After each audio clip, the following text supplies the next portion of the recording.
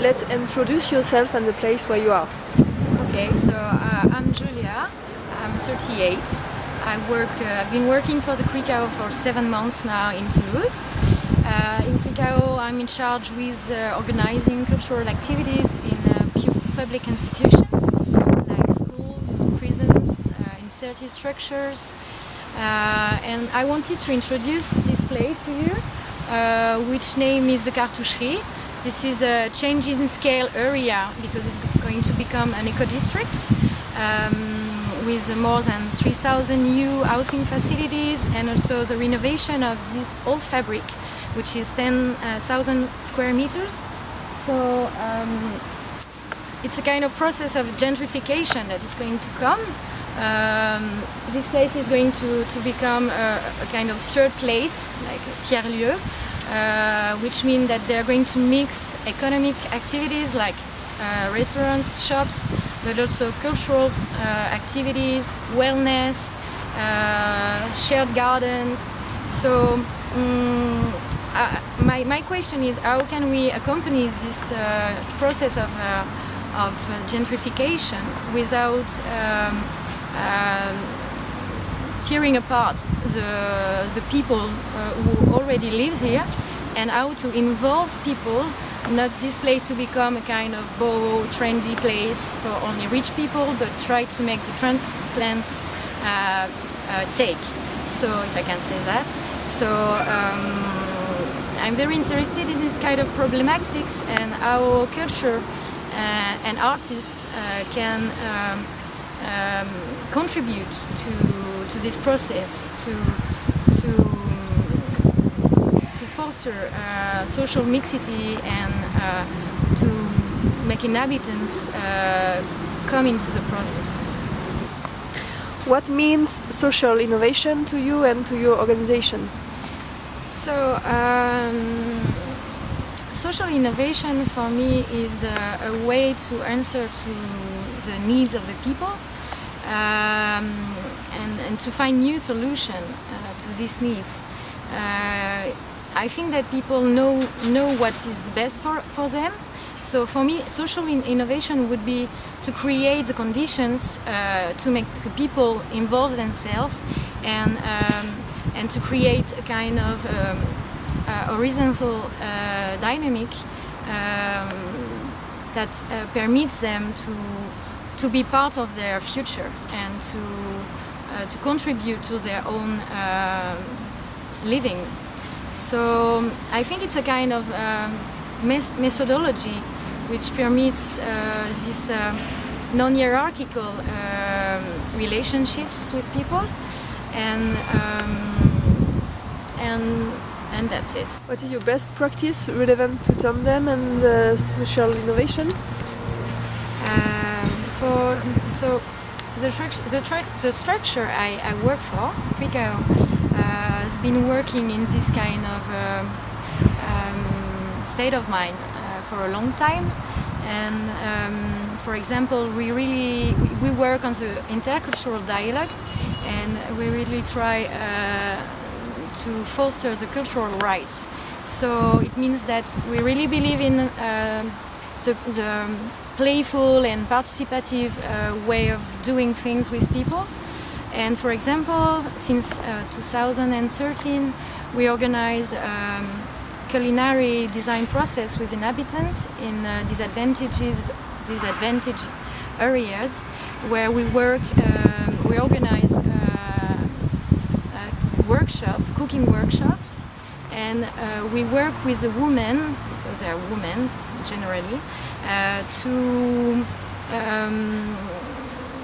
we work on their popular traditions, I mean recipes, which in general stand for or are a part of their identity and their traditions, their habits. So it says something of them, and then we make some designers intervene in this process to create a kind of work of art from these recipes, and it leads to a performance at the end where the woman take part, and this is a kind of really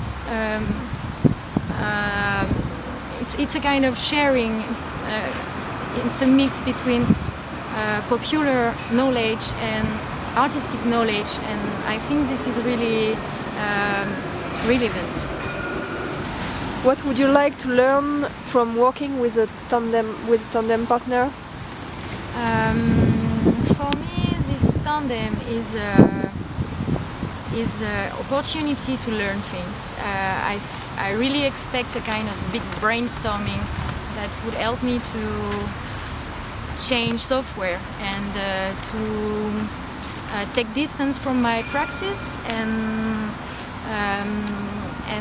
going out of this Franco-French vision that we have, really national perspectives, to learn new practices and I think the placements are really good to understand their background, to understand economic, political background, different backgrounds,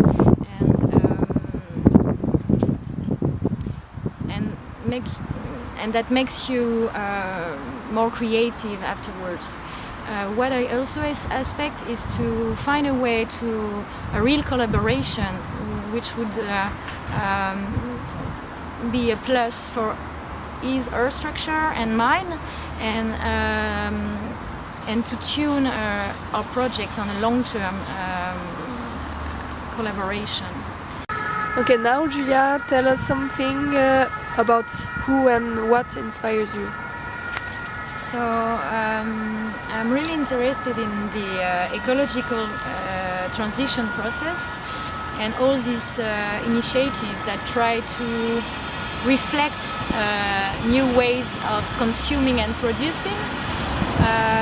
And I'm very proud of all these people that, all these entrepreneurs that every day try to find new solutions, new methodology, new ways, new models of work to go to a resilience of our cities.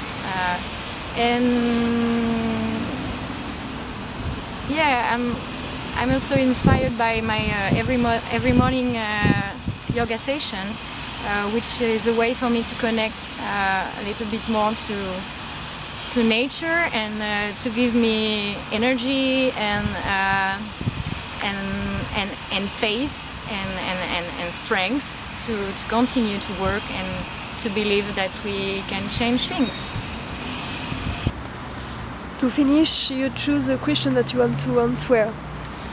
Yeah, I wanted to tell you what Europe stands for me, because I really regret that Europe was mainly built on an economic vision, and for me Europe must be an opportunity to